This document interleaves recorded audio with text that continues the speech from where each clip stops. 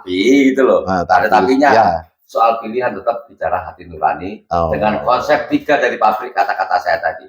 Kenali, pahami, dan seleksi. Jadi tidak hanya sekedar keinginan, tetapi batin ini, hati ini juga dihadirkan kira-kira gitu.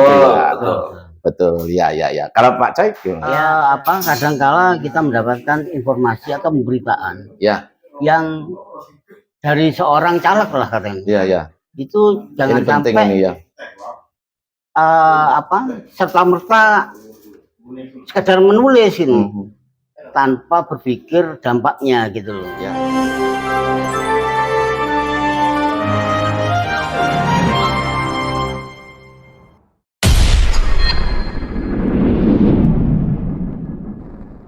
Assalamualaikum warahmatullahi wabarakatuh, pemirsa. Saat ini kami dalam sebentar, masih ada sponsor lewat. Gesah ini rencananya dengan teman-teman ini di dalam satu ruangan yang mungkin tidak saya sebut. Intinya kami kebetulan ketemu. Mudah-mudahan nanti obrolan kami bisa menjadi nilai manfaat bagi banyak orang. Dan materi gesahnya mungkin nanti bicara soal politik ya, pemilu lah. Sekarang Indonesia ini kan sedang menghadapi pemilu. Kita menyepakati penyelenggaraan pemilu dimanapun berada di Indonesia, sepakat untuk disuksesan kira-kira gitu. Namun proses itu tidak semuanya orang memahami. Nah, ini penting juga dijadikan kesahan. Ini saya bersama Mas Denny. Apa kabar Mas Denny? Alhamdulillah baik-baik. Salaman dulu. Alhamdulillah ya, betul ya. Kemudian sebelah kami kiri ini ada Pak Cai dan teman-teman. Ya, sehat ya Pak Cai ya? Alhamdulillah. Luar biasa. Kita semuanya sehat, lahir batin. Mudah-mudahan pemirsa yang di rumah sana semoga semuanya juga sehat lahir maupun batin. Gitu. Ini nanti ngambil tema apa judulnya ini Pak Denny? Katanya soal pemilu tadi katanya ya, Mas Coy. Pemilu. Silakan Pak Coy maunya temanya apa? Kalau Pak Coy apa ini? Kita gesah ini kalau bisa itu ada nilai manfaat banyak orang di luar sana kira-kira gitu. Ya, prinsipnya kita memberi informasi lah supaya tercipta pemilu 2024 itu tercipta pemilih yang cerdas gitu. Pemilih yang benar-benar memilih calon wakilnya yang betul-betul menjadi harapan mereka. Kenapa? Sekali masuk ke dalam bilik suara, berarti harapan mereka itu tergantung dari itu gitu loh. Baik buruknya mereka, nasib mereka itu salah satunya tergantung wakil yang baik juga gitu. Jadi kita harus memahamkan, bukan kita ya, semua warga Indonesia harus memahami bahwa pemilu ini untuk kebajikannya, untuk keadilan semua masyarakat Nusantara kira-kira gitu. Artinya tadi itu masyarakat pemilih harus cerdas, pemilu tuntas kira-kira gitu ya Pak Jaya. Nah, kira-kira gitu pemirsa. Nanti kan dalam tema ini judulnya pemilih cerdas, pemilu tuntas. Nah, gitu. Sekarang kan prosesnya pemilu itu macam-macam. Ada lembaga-lembaga yang ditugaskan di situ. Kemudian ada masyarakat secara langsung, rakyat yang terlibat di dalamnya. Dan itu sebagai eksekusi. Pemilu langsung. Ya, sekarang bicara soal masyarakat. Apa yang Anda tahu soal masyarakat ini? Apakah semuanya masyarakat itu tahu tentang proses pemilu seperti itu Pak Denny? Mungkin biar Pak Cai dulu lah. Gitu ya? Iya. Gimana Pak Cai? Kalau Pak Cai? Saya yakin masyarakat sudah tahu lah bahwa 2024 itu akan dilaksanakan pesta demokrasi. Ya. Kita akan memilih wakil rakyat, kemudian pemimpin kita, presiden, wakil presiden, kemudian nanti ada bupati, ada gubernur kan begini. Nah, saya yakin masyarakat akan sudah paham gitu, karena begitu gencarnya berita di media sosial maupun berita media online, berita surat kabar yang cetak, kemudian televisi pun elektronik radio semuanya sudah memberikan informasi yang tentang pemilu 2024 Ya. akan dilaksanakan. Gitu. Ya, saya rasa itu. Pak. Ya, jadi media juga penting ya Pak Denny ya Pak Jaya. Media itu juga harus terlibat membangun apa-apa yang sudah menjadi ketentuan, kira-kira gitu. Tidak hanya sepihak menyampaikan informasi berita yang, mohon maaf, ketika bicara soal informasi kepada masyarakat harus benar-benar paham bagaimana materi yang disampaikan. Seperti itu. Jadi tidak sepihak, kira-kira begitu. Apalagi soal pemilihan atau pemilu negara ini. Jadi semuanya harus paham. Itu. Apa yang menarik Pak Denny? Oke. Saya sebelum memberikan uraian menurut sudut pandang saya, izinkan saya ngopi dulu. Oh boleh ya. Oke, ya. Nah ini kodamnya sudah mulai merasup ini. Enggak, saya gini, karena dengan ngopi itu kan ngolah pikir, biar agak benyar lah. Betul ya. Jadi biar enak. Saya kurang tertarik kalau bicara soal tahapan, karena tahapan itu sudah ada lembaganya yang mengatur. Ya, betul. Saya justru tertarik tadi yang pertama kali dicetuskan oleh Kang Bintoro tadi itu pemilih cerdas, pemilu Tuntas ya. Nah, berarti di sini ada subjektivitas yang harus kita garis bawahi adalah rakyat, yaitu pemilih. Ya. Nah, yang menentukan hasil seperti apa ya pemilih ini. Ya. Itu jadi. Nah, pengertian cerdas artinya seorang calon pemilih memilih calon yang akan dipilih itu harus menetapkan beberapa kriteria. Nah, kita ingat bahwa dalam pemilu apapun, baik caleg maupun pemilihan kepala daerah, tidak lepas yang namanya, kalau bahasa yang menurut kampung pusing, ya kampung pusing ada istilah, itu money politik. Ya. Money politik. Ya, itu istilah using itu. Ya. Istilah using. Jadi maksudnya money politik ini, dia itu akan memilih calon tertentu karena ada bayarannya. Nah, ini yang bahaya. Oh gitu ya. Ini yang bahaya. Mengapa? Itu justru bahaya kalau misalkan ada calon legislatif misalkan datang dengan iming-iming duit misalkan, itu bahaya justru ya. Sangat bahaya. Dan inilah sebagai upaya melumpuhkan bahkan melumatkan yang namanya demokrasi. Seseorang yang dipilih karena bayaran, orang memilih karena dibayar, ini sudah tidak bisa objektif dan tidak menjamin calon pilihan tadi itu orang-orang yang benar terpilih sesuai harapan. Jadi pengertian cerdas di sini harus mengacu pada dua hal penting. Pertama, kita harus mengedepankan yang namanya integritas. Integritas ini penting banget gitu loh. Karena kita bisa bayangkan suatu bangsa yang tidak berintegritas maka tidak akan pernah punya harga diri, nggak punya daya untuk tulus membangun sebuah peradaban baru. Nah ini biasanya kalau orang sudah bermain money politik itu pasti dia hitungannya bagi pemberi atau pelaku money politik itu seberapa besar yang sudah dikeluarkan, maka pertanyaannya seberapa lama untuk bisa mengembalikan apa yang sudah dikeluarkan. Saya potong. Bagaimana kalau kemudian kan banyak nih kita di masyarakat lingkungan sedulur kita di kampung lah. Kapan sing ngono biji sih yo sing toblos. Nah, bahasa seperti itu bagaimana memahaman? Padahal menurut Pak Denny tadi itu tidak mengedukasi, itu tidak memberikan kebajikan, kira-kira gitu. Apa terus kemudian yang bisa disampaikan yang membuat masyarakat juga harus cerdas itu? Apa nah, ini pertanyaan menarik. Ini setingkat profesor pertanyaan ini. Jadi Profesor Demit. Ya, ini setingkat profesor pertanyaan ini. Jadi masyarakat yang ketika menerima wujud uang dari money politik ataupun barang, ya, money politik itu tidak melulu uang, kadang-kadang seperti barang, ya kodung, apa, ya macam-macam kan ya dari sisi yang sudah berjalan. Nah, kita tidak bisa munafik melihat banyak sedulur kita di kampung itu hanya dengan dikasih kodung, dikasih ornamen apa ya seperti itulah banyak kan di kampung itu. Apa itu? Sekarang begini, ya, apapun bentuknya, apakah uang tunai atau barang, nilainya berapa, harus dihitung. Katakan 100.000 lah, ya, katakan nilainya 100.000 ya, Ini kita ngambil contoh aja. Betul.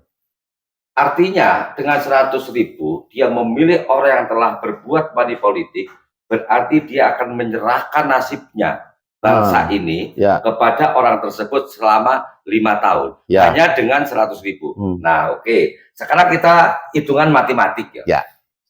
Karena saya bukan ahli matematika, Ya. sekarang begini, secara umum 100.000 ya, 100.000 itu dihitung nilainya untuk selama 5 tahun. Berarti dibagi terus-menerus, untungannya kurang lebih mungkin Rp5. Berarti dia itu hanya nerima Rp5. Kalau Untuk 5 tahun ke 100.000 loh, Iya, kalkulasi iya. matematik. 50.000 ya. Bukan Rp5. Kurang lebihnya Rp5. Ya, kalau misalkan dikasih berapa tadi 100.000, ya tidak terdeteksi, itu kecil banget. Dihitung kurang lebihnya Ya. nilainya selama 5 tahun itu hanya per hari. Ya. Dia berarti menikmati hanya Rp5. Dapat beli apa ya? Untuk apa uang segitu? Sementara mereka yang sudah memberikan money politik kemudian dipilih karena uang 100.000, pasrah nasib dari bangsa ini kepada yang terpilih. Yang terpilih tidak pernah berpikir untuk rakyat yang memilih. Iya, ya tidak semua lah, tidak semua. Ya, ini secara umum. Ya.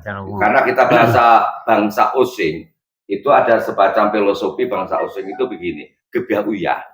Gitu, artinya bisa kita menyamaratakan seperti itu, rata-rata gitu, rata-rata yang mungkin yang 99,9% pelakunya seperti itu, lali, balik-balen lah. Ya, balik-balen sih, nggak mikir berapa orang waktu memilih itu untuk diberikan semacam atensi atau perhatian.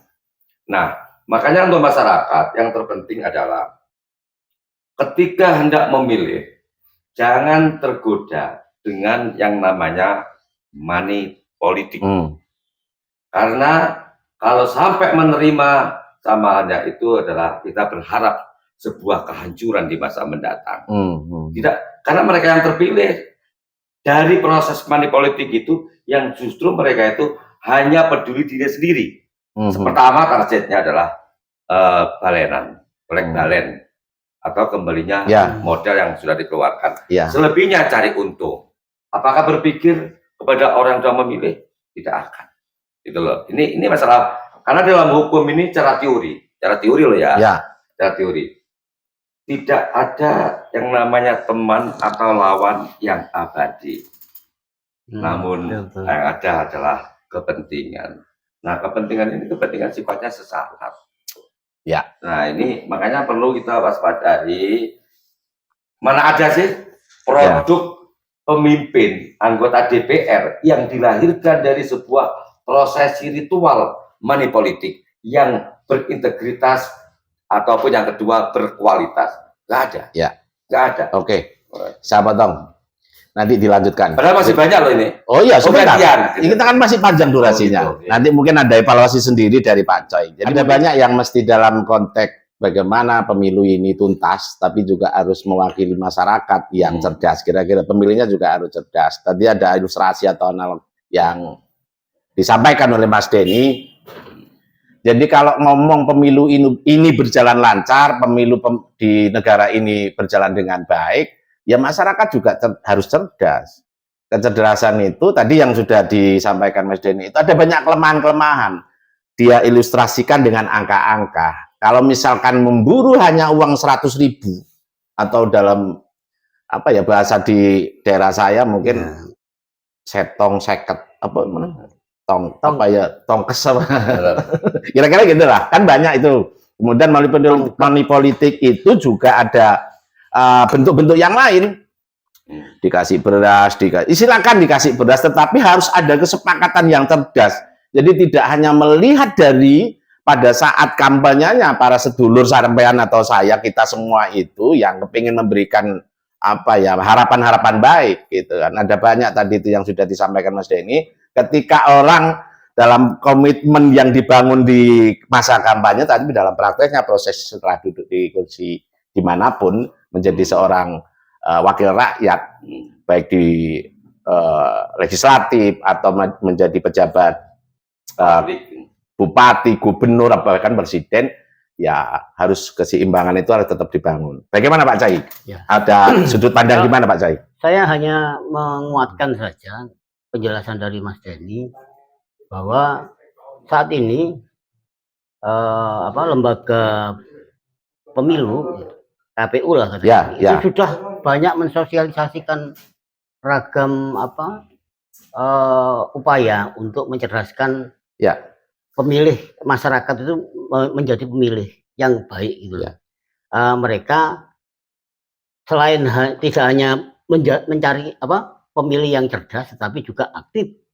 Sosialisasi. Tapi juga aktif dalam artian mereka harus punya inisiatif pribadi supaya mereka lebih tahu bagaimana figur-figur pemimpin yang pas atau partai politik mana yang pas untuk mereka bisa menjadi cantolan bagi kehidupan mereka. Jadi tidak cukup cerdas, tetapi juga kritis, aktif, tapi juga kritis gitu. Kritis dalam artian ketika menemukan hal-hal yang kurang bagus, termasuk katakan money politik tadi itu.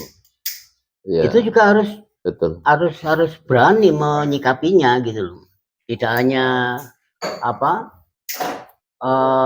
tahu, tapi mereka setelah tahu, karena ada lembaganya nih, pengawas pemilu kan gitu, Panwaslu gitu, dilaporkan lah kalau memang mereka berniat agar pemilu ke depan 2024 lebih baik, tuntas dan mendapatkan hasil yang maksimal gitu. Artinya pemilih yang cerdas, aktif dan kritis tadi itu akan menciptakan demokrasi yang terbaik. Lebih baik. Iya.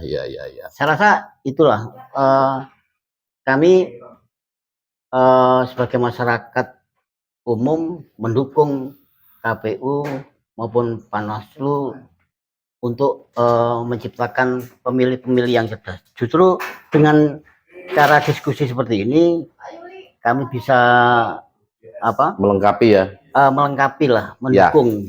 Oke. Jadi pemirsa, ada banyak sebetulnya yang mesti harus kita pahamkan. Kita itu bukan kita bertiga, tetapi berharap kita bangsa ini, anak bangsa ini bisa memahami bagaimana sih sebetulnya arah daripada pemilu di negara ini. Ketika bicara kita semua warga negara Indonesia, ya harus benar-benar cerdas tadi itu, ikut serta aktif dan segala macam. Tidak hanya masyarakat tentunya, tadi sudah disampaikan oleh Mas Choi, ada lembaga-lembaga terkait di situ. Ada lembaga-lembaga yang ditugasi negara dalam penyelenggaraannya, maka ya ada inovasi kreativitas juga dari lembaga-lembaga yang dituju itu untuk turun memaksimalkan sosialisasi pemahaman bagaimana proses perjalanan daripada mesin politik sebagai mesin politik yang sudah dipercaya oleh negara, lembaga yang sudah dipercaya itu semuanya maksimal kira-kira gitu. Di sisi lain siapapun warga negara ada kesempatan untuk saling mengingatkan seperti ini. Kita gesah di sini ya Mas Denny dalam rangka itu membangun kebajikan bagaimana kita yang ada di kampung, kita yang ada di kota, kita yang ada di Indonesia ini benar-benar saling melengkapi, mengingatkan, membaikkan, kira-kira begitu. Mungkin ada tambah lagi Pak Ina untuk penyimpulannya. Jangan disimpulkan nanti. Enggak jadi pendapatan saya gitu. Bukan pendapatan. Jadi ini saya ambilkan filenya dari pabrik kata-kata saya ya. Ini yang masih berputar soal pemilih cerdas, pemilih tuntas. Tadi kan saya singgung masalah money politik. Money politik, ya. Jadi kalau menurut di file pabrik kata-kata saya itu begini. Jadi sah-sah saja lah orang bermain mau money politik, menerima money politik. Tapi ya loh, ada tapinya. Apa itu? Tapinya. Pertama ini sebelum memilih, kenali dulu calon itu. Kemudian pahami. Setelah bisa mengenali, memahami dari masing-masing dengan segala latar belakang dan kualitas seperti disampaikan Bung Choi tadi. Terakhir tentu ada yang terbaik, ada yang baik, ada yang terbaik, yaitu seleksi. Nah, Karena bahayanya dan ruginya orang pada wilayah money politik itu, maka nggak apa-apa, terima aja. Terima aja. Ini pesan mungkin yang bisa Ya, disampaikan. terima aja money politik itu, kalau memang dikasih mau dikasih rezeki kan. Tapi gitu loh. Ada tapinya. Ya. Soal pilihan tetap bicara hati nurani dengan Oh. konsep 3 dari pabrik kata-kata saya tadi. Kenali, pahami, dan seleksi. Seleksi. Kenali, pahami, dan seleksi. Uang diterima, hasil seleksi siapa? Tidak harus orang yang memberikan money politik tadi. Iya. Karena demi kebaikan bersama. Jadi- Saya rasa itu aja singkat. Iya. Jadi tidak hanya sekedar keinginan, tetapi batin ini, hati ini juga dihadirkan kira-kira gitu ya. Betul. Ya. Kalau Pak Coy gimana? Ya, saya hanya menambahkan. Ya. Ya, kebetulan kan Karena durasinya hampir habis ini. sehubungan dengan profesi kita lah Ya. katakan sebagai orang media yang juga dibatasi juga oleh undang-undang pemilu, Ya. ya kan? Artinya kita harus tahu tahapan-tahapan pemilunya. Ya. Kemudian kita juga kadangkala kita mendapatkan informasi atau pemberitaan Ya. yang dari seorang caleg lah katanya. Iya. Itu jangan Ini penting sampai ini ya. serta merta sekedar menulis ini tanpa berpikir dampaknya gitu loh. Ya. Misalkan gitu loh, ada kalau saya informasi yang menyesatkan lah gitu. Iya. Andai kata caleg itu sendiri punya tujuan ingin dipilih kan gitu. Ya. Tetapi caranya kadang lewat media itu nggak pas gitu loh. Informasinya nggak pas karena apa? Nggak utuh gitu loh. Nggak seimbang, nggak berimbang gitu. Ya. Sehingga harapannya pemilu ke depan media itu bisa menyajikan informasi berita yang berimbang. Berimbang. Ya. Jangan sampai semakin menyesatkan gitu. Ya. Media termasuk bagian dari kelompok yang menyesatkan akhirnya. Ya, Kalau umpamanya tidak berimbang gitu, tidak di luar jalur rel etika jurnalistik. Iya. Saya rasa itulah Oke. yang kami. Jadi media juga harus berimbang katanya Bung Cai. Ya harus ada konfirmasi, tidak hanya karena menuruti tadi itu ada iming-iming ibaratnya. Aku tulisan ono tak kei godong, tak kei duit, saya ketahui 100.000, terus kemudian menulis dipiralkan padahal itu materinya masih mentah, belum ada klarifikasi, konfirmasi dengan pihak-pihak yang terkait. Betul. Jadi media juga bertanggung jawab dalam proses penyelenggaraan kesuksesan pemilu 2024 ini. Gitu. Karena Kang Coy tadi itu menyinggung soal media, saya boleh berpendapat. Ya, silakan. Boleh. Jadi mungkin tema tadi pemilih cerdas, pemilu tuntas. Ya. Mungkin perlu ditambahi. Apa itu? Pemilih cerdas, pemilu sehat dan tuntas. Ada sehatnya ya. Ada sehatnya, artinya harus betul-betul itu objektif, jangan bermain lain-lain. Nah, bicara media ini, mungkin memang ada sebuah teori dari pabrik kata-kata saya bahwa untuk bisa menguasai pabrik, maka pertama yang dilakukan kuasailah media. Nah, tetapi dalam hal ini menguasai media, kembali teman-teman jurnalis seperti diharapkan Bung Coy tadi, itu harus istilahnya jadilah jurnalis yang profesional dan berintegritas. Jangan mau hanya uang sekian kemudian untuk melakukan semacam mungkin berita-berita yang tidak sepatutnya, hanya menuruti kemauan dari si pengorder. Karena jangan sampai menyesatkan sebuah informasi hanya sekedar untuk tadi itu ingin menguasai pabrik. Oke, ya.